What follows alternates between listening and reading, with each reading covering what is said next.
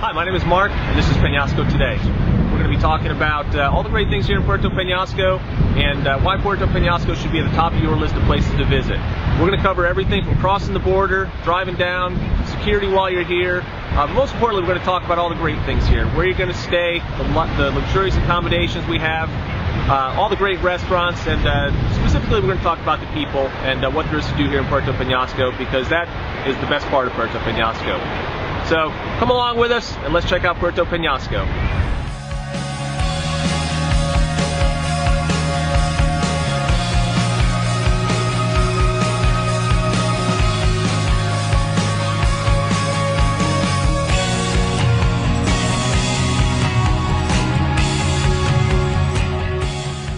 So you've been in Peñasco for a couple days. You've been spending entirely too much time at the tequila factory. Although that's not really possible, I highly recommend you spend some time there checking it out. So you've been doing a lot of drinking, you've been eating a lot of burritos, too many tacos, too much pizza, and your body is crying. Your body's telling you it needs something different. It needs some salad. Now, I gotta tell you, I'm the biggest meat eater there is. And I know what you're thinking. Oh, come on, Mark, I don't want to go get a salad and then I got to go get a regular meal. This is a meal. The only other time I've seen a place like this was in Portland, Maine, and it was in the mall. And I thought it was a really, really good idea because really you get tired of eating the same thing over and over again. And you can come and get a salad, and this is a meal. It's not just a salad. It's not a little dinner salad. You can get pretty much any form of hoofed mammal or bird thrown in your salad to make it a real meal, because we all know if it doesn't have meat, it's not a meal. This has everything we're looking for. So let's go in and let's get a good salad, and let's wipe the tears from our body and too much tequila. Okay, so here we are inside Yummy Salad. I was really excited to find this place because when you're looking for something different, this is different. If you take a look at the wall, this is really what I liked up here. As I mentioned, I don't speak Spanish, hardly at all, and when I do speak, I often mispronounce. So it's really nice to be able to see everything up here. You can kind of point if you need to. So not only is it good, it's educational, and that's nice as well. So the general idea is you get to pick your salad. You can pick whatever meat you want, whether it's chicken, tuna, or beef, and then you can add whatever you want to it. Now, if you're not a real creative person and you say, gosh, I don't know, it might not taste good, on the menu, they've already gone ahead and they've done a lot of the work for you. So you can get any one of the pre-made salads that they have. And when I say pre-made, it's not like it's in the fridge waiting. She's going to build it for you right here. But it has a lot of stuff in it that goes well together, so you don't wind up with something you might not like to eat. So we have it written in Spanish, and I believe, not on this one, but they have an English version of it as well. So it's very, very easy. If you don't speak Spanish, you can come here and you can get a really delicious salad. In addition to salads, one of the other things that I really liked about this place was their selection of teas. If you're looking for something that's going to be really healthy for you, you can get any one of these teas. They have a list up on the wall of some different combinations that they have. Really good for you. Not only do they taste good, but they have some added health benefits. It's all organic, it's all natural, and it's all good. So let's get a salad.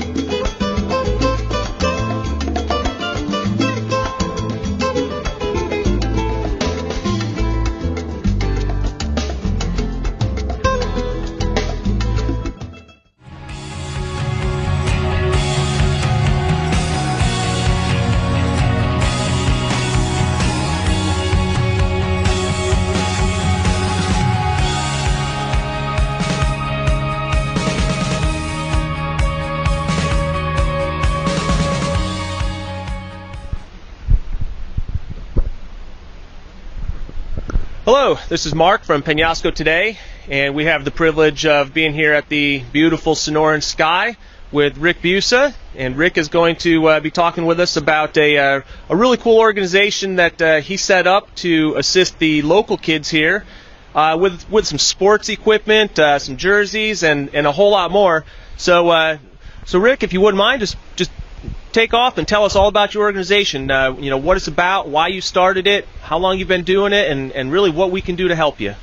Well, the name of the organization is called the Youth Sports Foundation of Puerto Peñasco. And about 10 years ago, we've been coming down and looking at staying here and buying things and that. And I noticed that the kids, their baseball fields was all rocks and dirt. So I had, as spring training accounts, I had the major league teams, and so I went to them and asked them what do they do with their equipment after they're done with it. And they said, well, what we do is we either throw it away or we send it to the minor leagues. I said, well, whatever you don't send, would you please give to me, and I'll take them down to Peñasco and give it to the kids. And that was the start of it. That had been going on for about 10 years, and then in 2007 we made it official that it's with a corporation and a 501c3 on both sides of the border.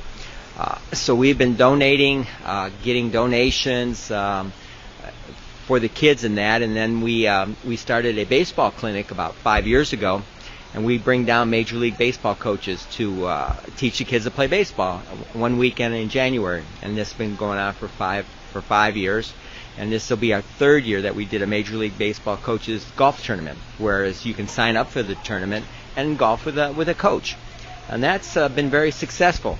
We started with about 2 coaches and about 40 kids, and last year we had 8 coaches and we had 250 kids sign up to come out.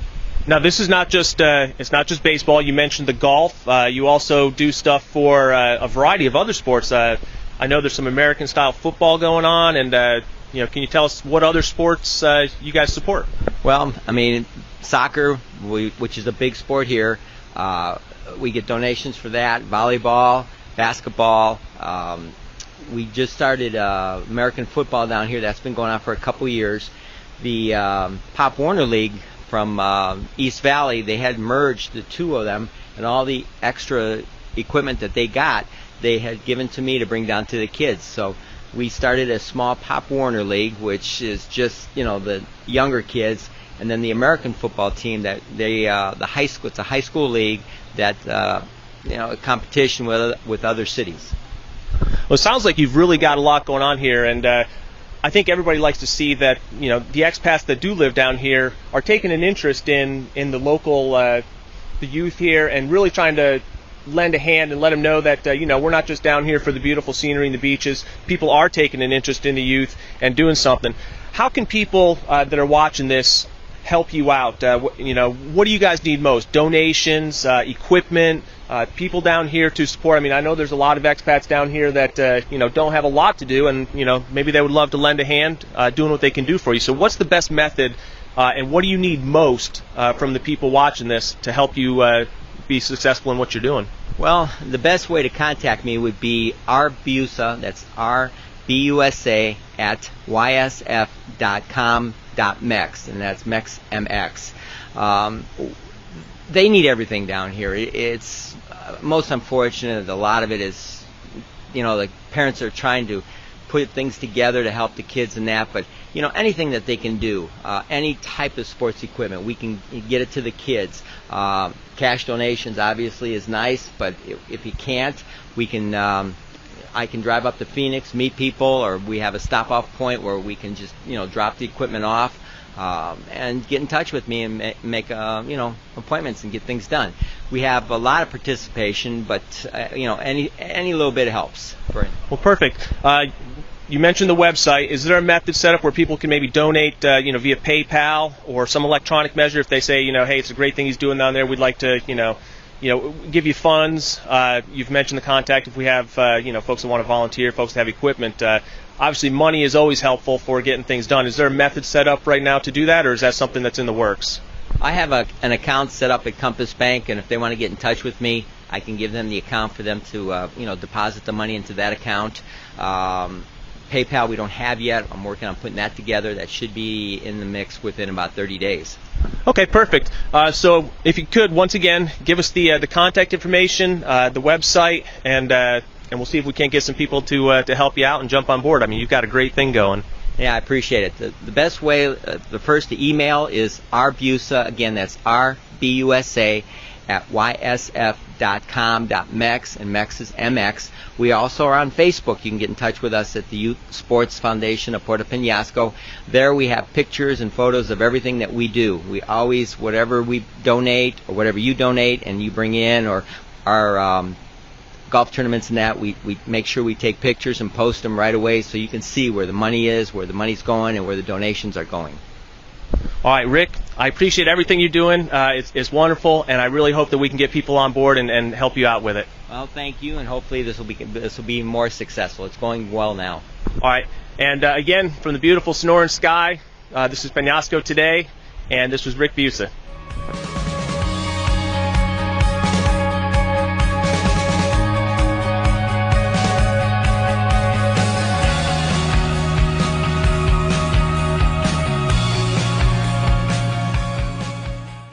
Okay, so why did I pick Puerto Peñasco? First, a little bit of background. I am not your typical Peñasco resident. I didn't come from Arizona, New Mexico, Texas, or California. Before we came to Puerto Peñasco, we lived on a farm in West Virginia. Very, very different from where we were at. But we decided we wanted something different, and we started researching. We looked in South America. We zeroed in on Belize for quite a while. But really what it came down to was Puerto Peñasco is so much more affordable than any other place. The luxury for the dollar can't be beat. This is essentially San Diego before all the crowds and prices. So one of the things we were concerned about was crossing the border. We've never driven into Mexico before. We don't speak Spanish. So that was a big concern for us. So we did a lot of research. It was very difficult to find a good source of information that talked about crossing the border, what we could expect, the drive down. So we decided that we were just going to go for it. So we loaded up our car, myself, my wife, and 2 kids, and we headed for the border. The border crossing that we came across was Lukeville, and it was not what we expected. We're thinking of the things that we see on TV. The large multi-lane stuff with the dogs and the armed agents. Literally, you're driving through the desert, and all of a sudden, poof, there we are. There's the border. It was a single lane crossing. Nobody searched our car. We drove across to the Mexican side. We stopped and got our visas. Don't forget to get your visa, especially if you like to complain about the folks north of the border who overstay their visas. Don't be that person down here that doesn't get your visa. The drive down was very, very easy. It's a very well-maintained road.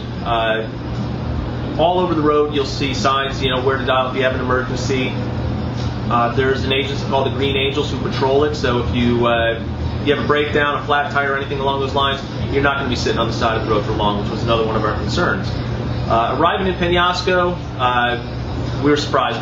We see AutoZone, Sam's Club, Burger King, all the stuff that you'd expect to see in the States. So it was. It really makes you feel good to see that there is some of that stuff here, a little bit of the comforts of home. Peñasco turned out to be far better than we had expected. We thought we were going to come down here for a short stay, and just kind of look around. If we didn't really like it, we were going to try somewhere else. There's really no need to go anywhere else. We fell in love with the place within the first couple days. We love the accommodations. I mentioned it earlier. You really can't find, a better place for the money than here. We have all-American style appliances. It's a granite kitchen. Tile bathrooms. Showers big enough for you and all your friends. So the luxury for the dollar can't be beat. I've lived all over the world. I've lived in Europe. I've lived in the Middle East. I've still lived in the States. And from what I've seen in all those travels, there's really no place better than Puerto Peñasco. So the big thing that I was looking for was a connection to the people.